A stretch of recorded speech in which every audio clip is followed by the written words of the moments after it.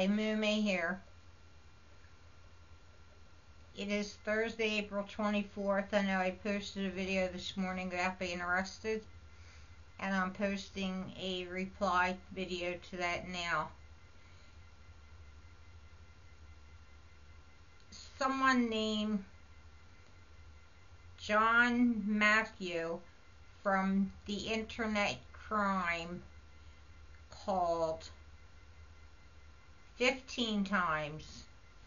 Most of the times I didn't take the call because I didn't recognize the number. But I happened to take the call the other day and hung up on him because I couldn't understand him. He's from a foreign land, and I'm sure we all know which one that is because it's prevalent. Thick accent, speak very fast, put women down, can't understand a word they're saying. Obviously, he had my phone number because he called me. He then told me my name, my nickname, my address, my phone number, my date of birth, and my social security.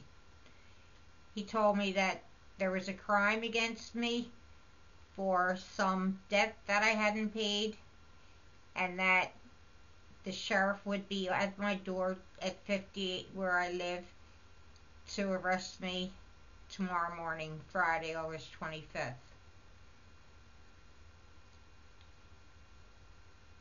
I gave him a hard time.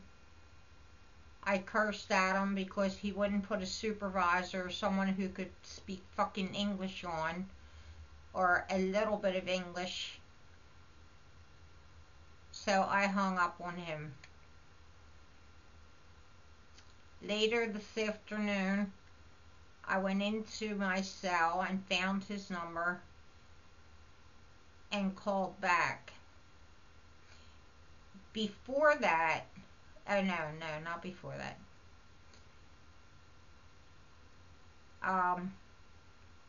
After I spoke with him this morning, I called the sheriff, who did not check into my license or my name or anything. He said, "Oh, don't worry about it. I'm sure it's just a scam. How much money did he want?"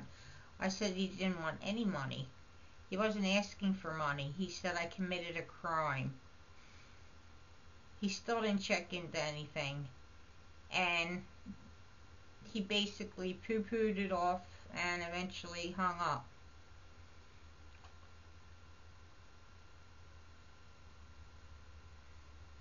I called the local police after I called this person back at this so-called internet crime prevention. After about a 20-minute spiel about this crime I committed, with me telling him to put someone on who could speak better English and slow down. I could not understand him. He put what he said was the officer on. So this officer gets on and he says,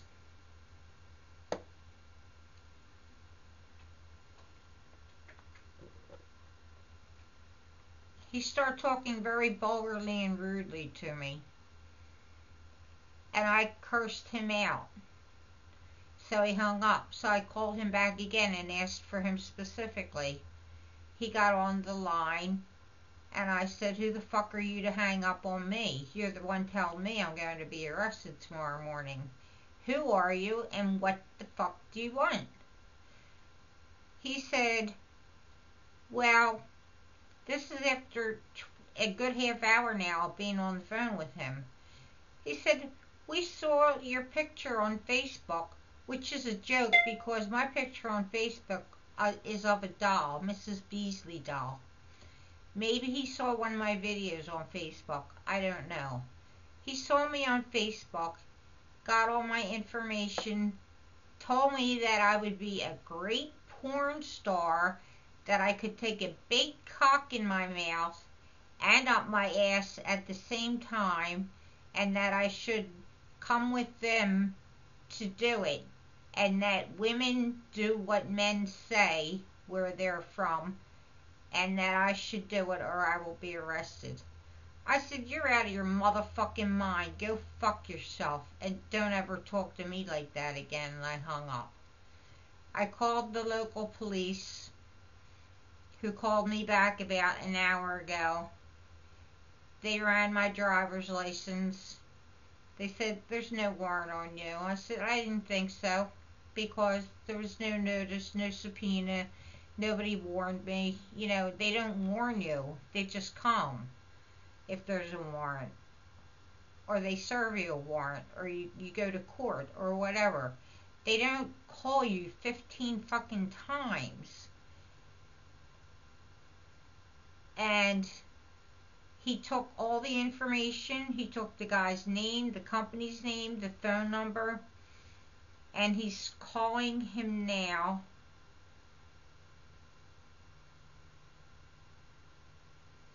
He did call the company now. I don't know if they're there now. I don't know what time it is where they are. I think they're in Bangladesh. But it was a local U.S. number they called from. So maybe they're in the States and just happen to have that accent. But he did tell me that he was going to call them, and what I told him was, in the meantime, during the day, after the first 14 calls or 15 calls, I called AARP, who is an association for retired people. I got their lawyer on the line, not the lawyer herself. I got her aide on the line. I explained what happened to her, what happened to me. I explained it to her. And now I have a lawyer on consignment. It was a free consultation because of my age. And I am suing them for putting me through what they put me the fuck through. Telling me I'm great looking and I should be a porn star and I can do this and I can do that, etc., etc. He kept going on and on. I just kept saying, oh, shut the fuck up. I don't want to hear that bullshit. What do you really want? And he just kept going on about being a porn star. But he went to Facebook. So people on Facebook, beware. People are watching you. If you post a video, they're watching you. They're looking at the photos you post. They're looking at everything.